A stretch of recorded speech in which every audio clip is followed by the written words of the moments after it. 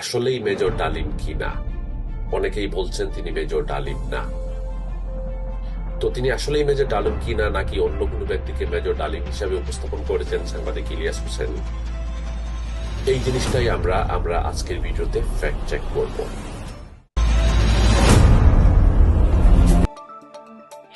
আসসালামু আলাইকুম।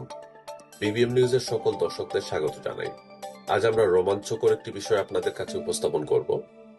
আপনারা অবগত আছেন যে দীর্ঘ 50 বছর পর শেখ মুজিবুর রহমানের হত্যাকারী মেজর ডালিম ক্যামেরার সামনে আসলেন সাংবাদিক ইলিয়াস হোসেনের উপস্থাপিত একটি লাইভ টক শোতে, যেখানে তিনি অনেক তথ্য উপস্থাপন করেছেন, যেগুলোর পক্ষে বিপক্ষে অভিমত দিয়েছেন নেটিজেনরা। তবে ভাইরাল সেই টক শোর পর আওয়ামী সমর্থক অনেকের মধ্যেই একটা সন্দেহ দেখা যাচ্ছে যে উনি আসলেই মেজর ডালিম কিনা। অনেকেই বলছেন তিনি মেজর ডালিম না। তো তিনি আসলেই মেজর ডালিম কিনা নাকি অন্য কোনো ব্যক্তিকে মেজর ডালিম হিসাবে উপস্থাপন করেছেন সাংবাদিক ইলিয়াস হোসেন, এই জিনিসটাই আমরা আমরা আজকের ভিডিওতে ফ্যাক্ট চেক করব। দর্শক, আজ আমরা এআই অর্থাৎ কৃত্রিম বুদ্ধিমত্তার সাহায্য নিয়ে চেষ্টা করব এই ভিডিওতে ফ্যাক্ট চেক করার টকশোর এই ব্যক্তি আসলেই মেজর ডালিম কিনা। আমাদের সাথেই থাকুন শেষ পর্যন্ত। প্রথমেই আমরা দর্শক মেজর ডালিমের এই ছবিটি, ওনার পুরাতন একটা ছবি দিয়ে অন্য কারো শেখ মুজিবুর রহমানের একটা ছবি দিয়ে আমরা এই সফটওয়্যারটি অথেন্টিসিটি চেক করব। আমরা প্রথমেই যে সফটওয়্যারটি ইউজ করব সেটার নাম হচ্ছে ফেস প্লাস প্লাস। ইতিমধ্যেই আপনারা স্ক্রিনে দেখতে পাচ্ছেন যে ফেস প্লাস প্লাস সফটওয়্যারটির ওয়েবসাইট, এটা আপনারা নিজে চাইলে নিজেও গিয়ে চেক করতে পারেন।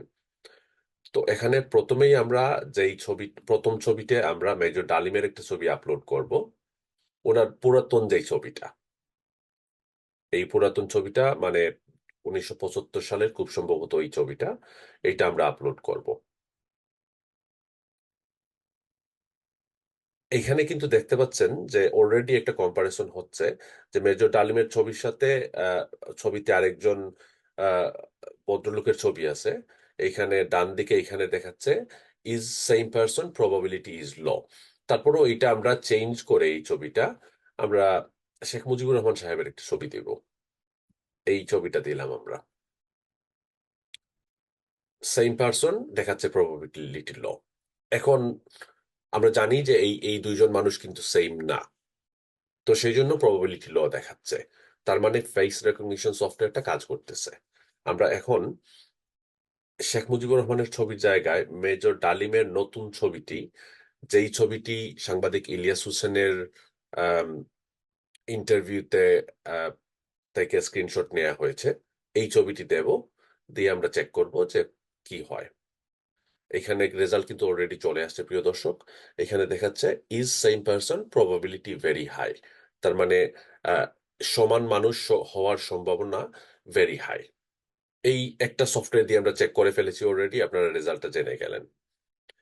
প্রিয় দর্শক, দ্বিতীয় যে সফটওয়্যারটি আমরা ব্যবহার করব তার নাম হচ্ছে কাইরোস।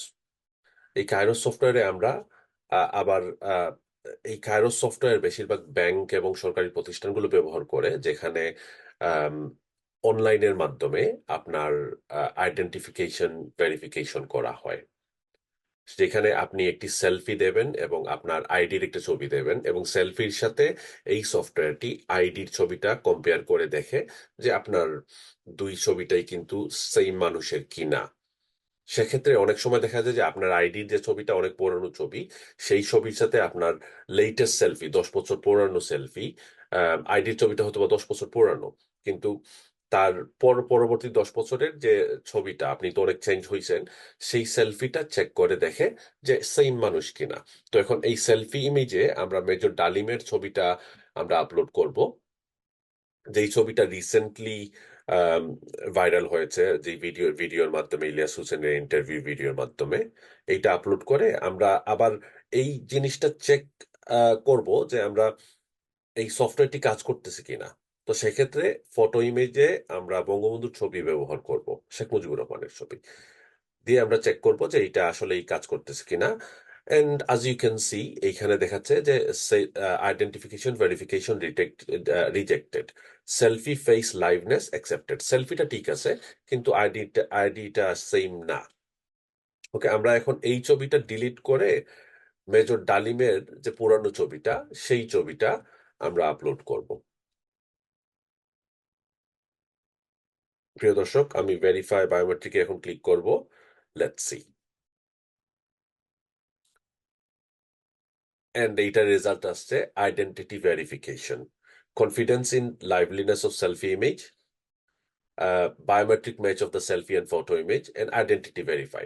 তার মানে এই দুইটা ইমেজ, এই দুইটা ছবির মানুষ সেম মানুষ, এবং সফটওয়্যারটি বলতেছে যে identity is perfectly fine. Major ডালিমের আগের যে ছবি এবং সাংবাদিক ইলিয়াস হোসেনের ইন্টারভিউতে যেই লোক ছিলেন তার ছবি ম্যাচ করতেছে এআই অনুযায়ী।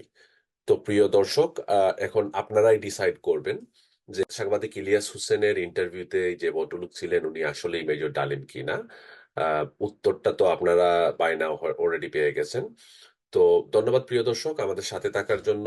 পরবর্তীতে আমরা অন্য একটা ফ্যাক্ট চেক ভিডিও নিয়ে অথবা অন্য কোনো নিউজ নিয়ে আপনাদের সামনে আসবো। সে পর্যন্ত ভালো থাকেন।